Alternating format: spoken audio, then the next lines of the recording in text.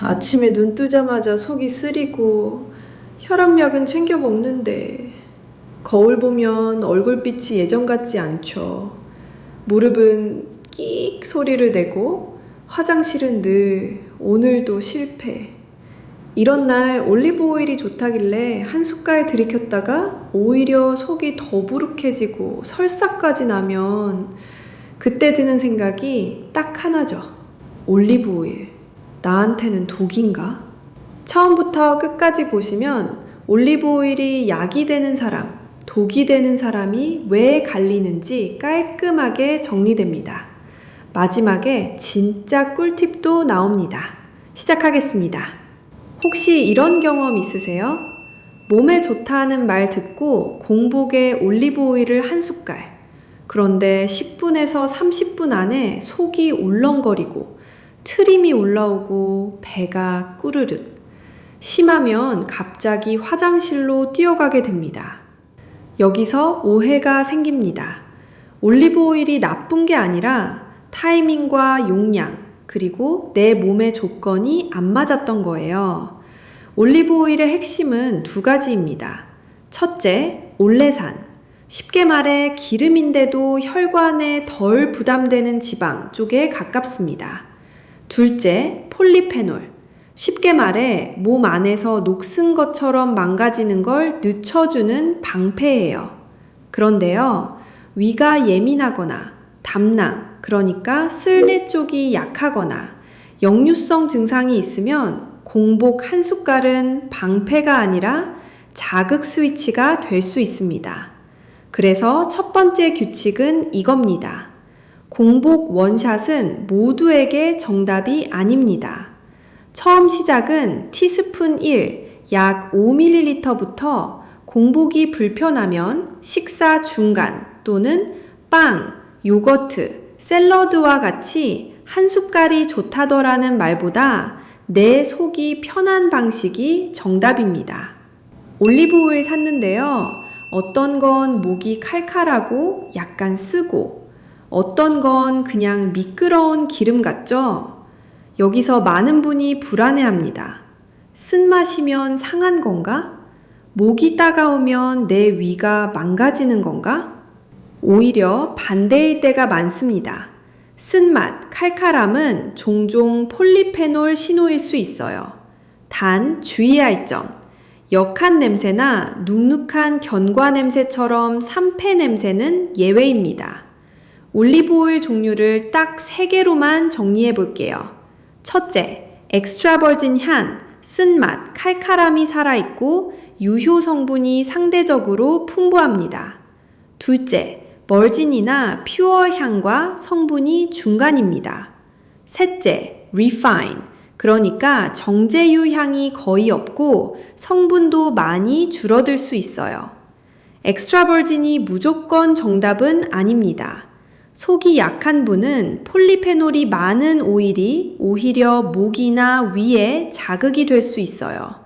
그래서 체질별 선택법을 드립니다. 속이 예민하신 분, 트림, 역류, 속쓰림이 있으시면 처음 2주간은 향이 부드러운 제품을 음식과 함께 드세요.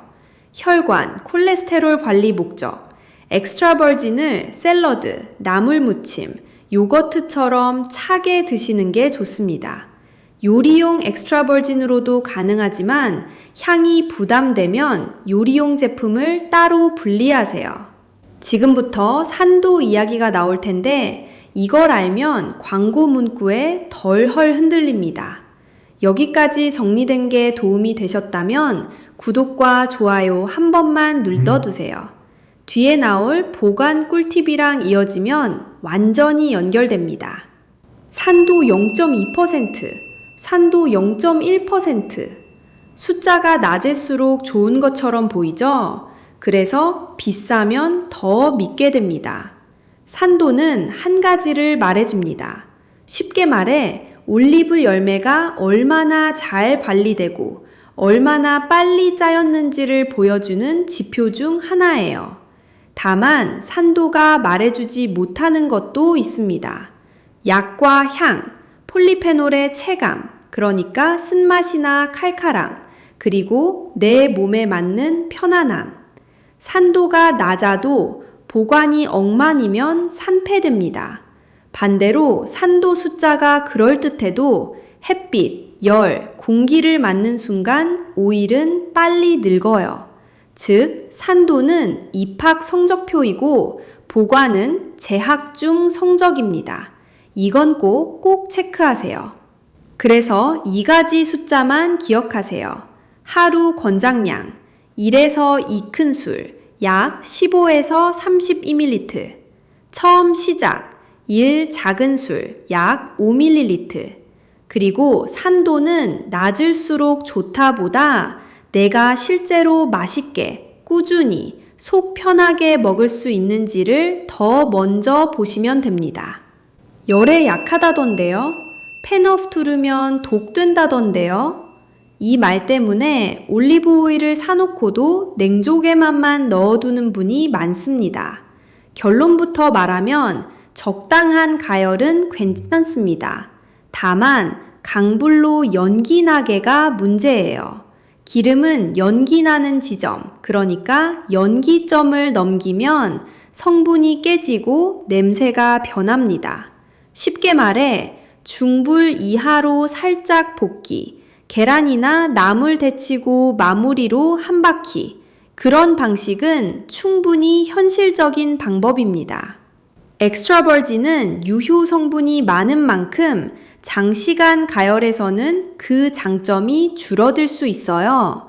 즉, 엑스트라 버진을 비싸게 샀는데 산불 튀김에 쓰면 돈이 연기로 날아갈 수 있습니다.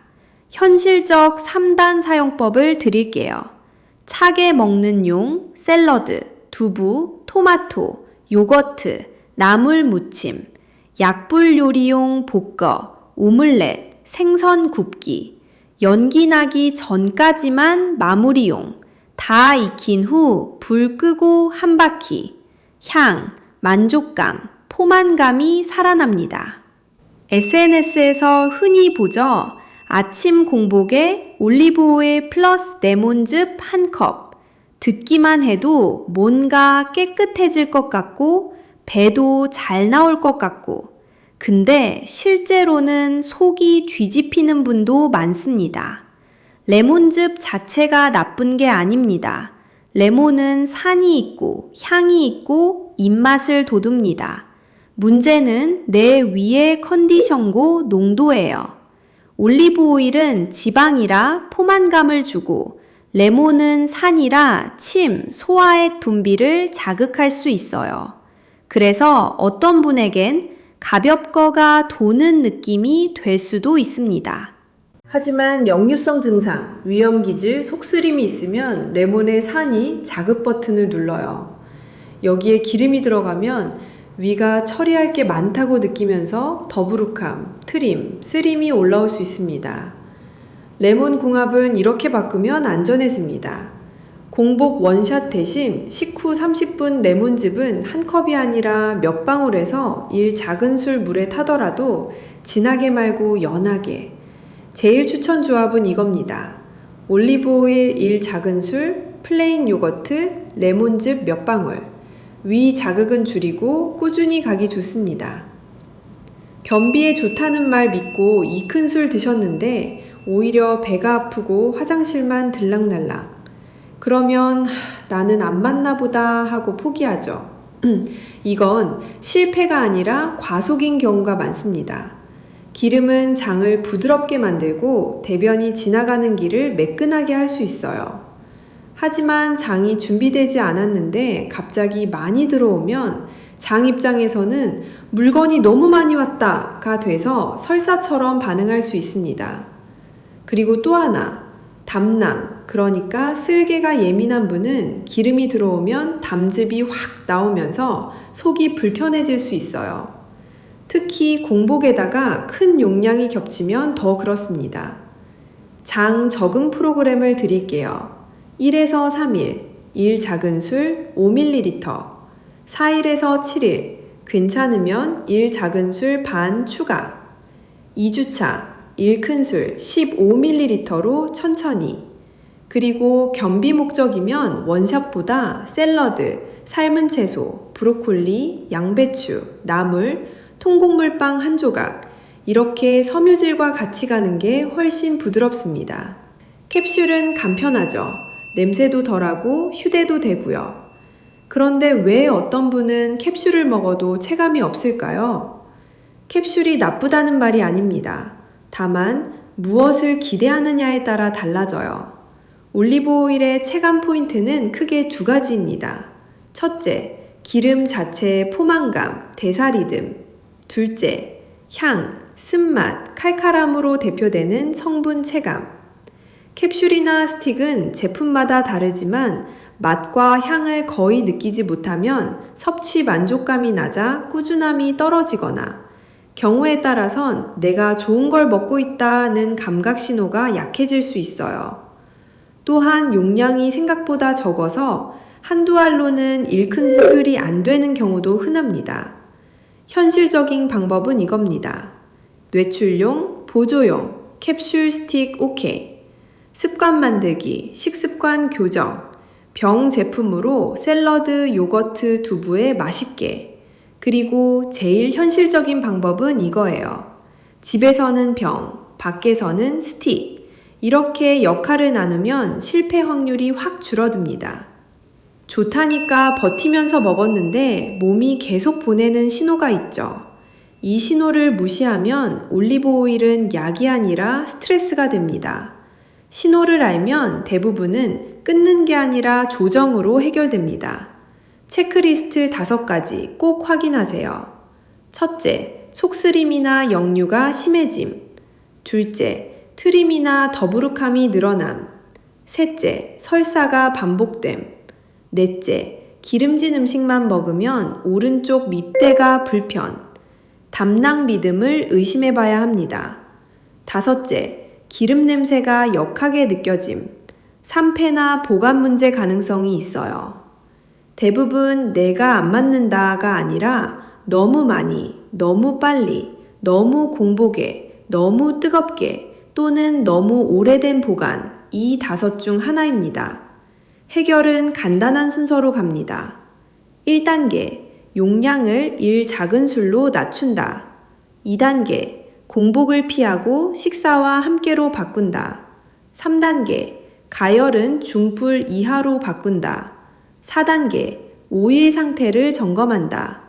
냄새, 색, 보관 상태를 확인하세요. 5단계, 그래도 불편하면 더 순한 타입으로 바꾼다. 지금부터가 더 중요합니다. 보관법은 짧지만 효과는 제일 큽니다. 여기까지 따라오셨다면 구독과 좋아요로 표시만 해두세요. 올리브 오일은 냉장고에 넣어야 하나요? 하얗게 굳었는데 상한 건가요? 주방 옆에 두면 안 되나요? 핵심은 냉장고냐 아니냐가 아니라 빛, 열, 공기를 얼마나 줄이느냐입니다. 올리브 오일은 공기와 빛을 만나면 천천히 늙습니다. 늙는다는 건 쉽게 말해 향이 죽고 신선함이 줄고 기름 냄새가 올라오고 그런 변화예요. 냉장고에 넣으면 굳을 수 있습니다. 그게 곧바로 상함은 아닙니다. 다만 냉장고를 열었다 닫았다 하면 온도 변화가 반복될 수 있고 병에 물기가 닿으면 또 다른 문제가 생길 수 있어요. 현실 보관 4개 원칙, 이건 꼭 지키세요. 첫째, 어두운 곳, 햇빛 없는 찬창. 둘째, 열원에서 멀리, 가스레인지 옆은 금지. 셋째, 뚜껑은 바로 닫기, 공기 접촉 최소화. 넷째, 소분, 큰 병을 샀다면 작은 병에 덜어쓰기. 그리고 하나 더, 아주 실전 팁. 매일 쓰는 병은 소분병, 원래 병은 닫아두기. 이렇게 하면 끝까지 맛과 향이 덜 무너집니다. 올리브 오일이 몸에 좋다는 말은 맞습니다. 하지만 그 좋음은 내 몸 조건, 용량, 타이밍, 조합, 그리고 보관이 맞을 때만 나타납니다. 정리해 볼까요? 공복 원샷이 보편하면 식사와 같이 처음은 1 작은 술, 5ml부터 하루는 보통 1에서 2큰술, 15에서 30ml 범위에서 레몬은 진하게가 아니라 몇 방울부터 가열은 연기 나기 전 중불 이하 캡슐 스틱은 보조 습관은 병 제품으로 맛있게 보관은 빛, 열, 공기 차단, 소분 이 한 줄이 핵심입니다. 올리브 오일을 억지로 먹지 마세요. 맛있게 먹는 방식이 가장 오래가는 방식입니다. 오래가는 것이 결국 이깁니다. 올리브오일 제품 그리고 추천 브랜드 정보는 영상 더보기란에 정리해 두었습니다. 댓글 고정 링크에도 같은 정보가 있으니 편하신 곳에서 확인하시면 됩니다. 좋은 제품 선택하시고 내 몸에 맞게 천천히 꾸준히 드시길 바랍니다. 여기까지 시청해 주셔서 감사합니다. 다음 영상도 기대해 주세요.